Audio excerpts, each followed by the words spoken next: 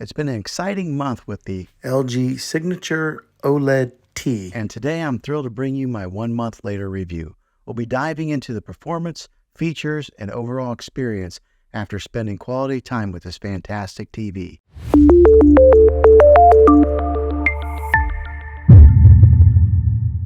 Well, hey guys, Juan here. Thanks for stopping by my channel and checking out this video. So if you're watching this, I imagine you're in the market to buy this TV here, or maybe you have purchased it and you're looking to get some of the specifics on it. Well, after owning this thing for 1 whole month, I'm going to give you my review on this and give you the ins and outs of it, and if I think that this has been a pretty good TV after using it for a month, because I think that usually takes about that much time to really use a product to tell if it's going to be good or not. So let's go ahead and dive into some of the review portion of this, and then toward the end of the video, I'll give you my final analysis on if it's worth it after using it for a month. All right, so first off, it does have that UHD quality that's on the screen here. Right now, I just got like a picture that came on the display here, which is a really cool picture, by the way.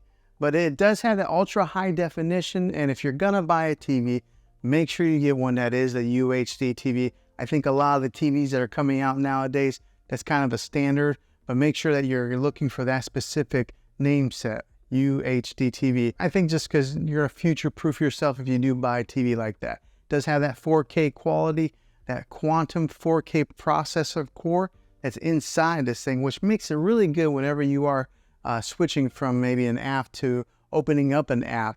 With that quantum core processor that is built into this TV, it makes it pretty quick to pull up any kind of movie or anything that you're looking to watch. So let's go ahead and pull up one of the menus here. And LG does have a pretty fluid menu bar that comes up from the bottom here. And when you first get this TV, it does come pre-installed with all your major apps that you probably use. So it does come with Netflix, your Prime Video, Disney, Hulu, Sling, YouTube, Apple TV. Those are already preloaded in there. Now, when I say preloaded, they're on there, but you do have to download each one, but you download it one time. Now, those who may not know, you don't get that app. You got to have the subscription to that app, but they are on there. But say you don't have a subscription to any of these apps on here, the good thing about LG is they do have some free content that they offer. So over here, if you can see, there is a one that says CH free, and on that, it's kind of like their channel that has like almost kind of like open air TV. Okay, so if you look over here on the menu some more, there's one that's called Peacock. That's like their latest and greatest app that just came to the LG App Store, and it's got a slew of free content on there as well.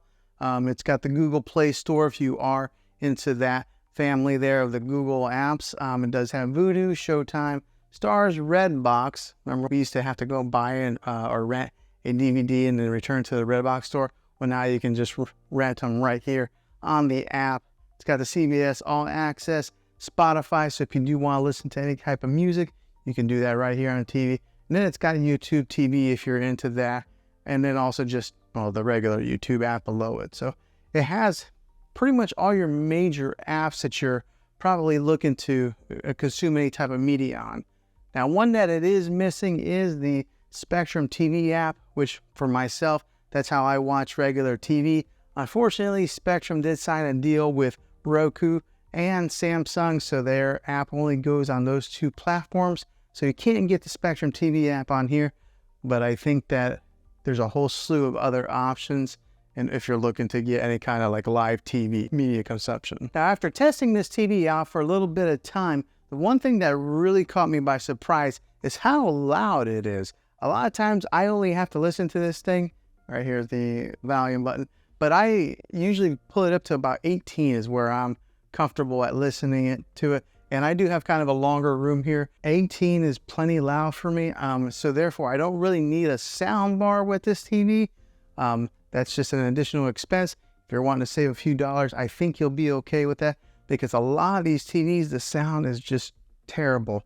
But with this one here, it performed pretty well. Now, if you do want to get some of those booming bass sounds whenever you're watching your action TV or anything like that, then yeah, look at maybe adding a sound bar to enhance your movie watching experience. But if you're just looking to save a few bucks, this TV, the sound in it will do just fine. Now, like I mentioned before earlier in the video, it does have that quantum core processor that helps push that 4K content on this thing, which is great because it gives you that nice, crisp, clear image like this one here that's on the screensaver. That quantum processor helps boost and makes those colors very vibrant and maybe reduces a lot of the noise that would be in an image. Therefore, it does also translate into video watching, giving you that really dynamic color that you're looking for. Also, with that quantum processor core, it upscales the 4K movie watching experience whenever you are watching any type of movies or TV shows that are broadcast in that 4K quality. And with that powerful processor that is built in there, if you are a gamer, it gives you that low input lag. So whenever you're playing any type of games that have a first-person shooter games or anything that's like maybe driving or maybe sports games where the ball's flying through the air, because of that processor, you're going to get better clarity and it's going to be able to interchange with the motion of those games, giving you a very pleasant gaming experience. Now, another good thing with this TV is the thin bezel that is all the way around, making it really nice for your decor, because a lot of your TVs that are coming out nowadays, they try to go as thin as they can on those bezels. This one here does a pretty good job as far as being able to maybe match into your decor. Right now, I just have it sitting on top of a dresser. There are 4 screw holes on the back, so that way you could mount this on the wall if you wanted to. Now, let's talk about the back a little bit more and just talk about the inputs that it does have. Okay, so on the back of this thing, there is a USB input in case you're wanting to hook up any type of media player to it. It does have 3 HDMI inputs with that ARC HDMI in case you're wanting to hook up, one of your game systems like an Xbox or a PlayStation to this. It does have the ARC HDMI input on here also, giving you 2 other HDMI inputs. It does have an Ethernet port in case you're wanting to wire in your internet directly into this. And it does have your RCA jacks with all the color coded. And it does have that old-fashioned coax cable in case you're wanting to hook up an antenna to this thing and watch any live open-air TV.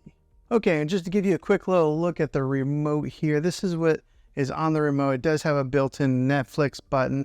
It's got a built-in Prime Video button, and then there's a movies button right here, so that way you can customize it. But it's got all your major settings buttons and everything that you would normally need. And the thing I like about it does have that push button feel versus having maybe a touch screen, kind of like an Apple TV remote. So yeah, this is what the LG remote looks like. And if you are somebody who watches a lot of sports, it does have a 120 hertz refresh rate to help with them sports watching experience. So for example, whenever you're watching like soccer and they kick the ball up in the air, and sometimes you would see like a blur on some of those cheaper TVs. With this one here, because of that refresh rate, it's nice, crisp, and clear as it's going through the air. So if you're into sports watching, this would be a good TV for you. And on the smart end, it works for all your major smart devices. So it works with your Google Assistant, your Amazon Alexa, and Apple HomeKit. I ended up setting off my Alexa device anyway. So it does work really well with all your smart companies. The good one is Apple AirPlay is built into this. If you are an iPhone user, you're able to mirror your iPhone to this TV. And I did make a video on that, and I can put that in the description down below if you're interested in doing something like that. Now, I did talk about the audio earlier in the video, but this one does have a 2.0 channel when it comes to the audio, boosting about 20 watts of power.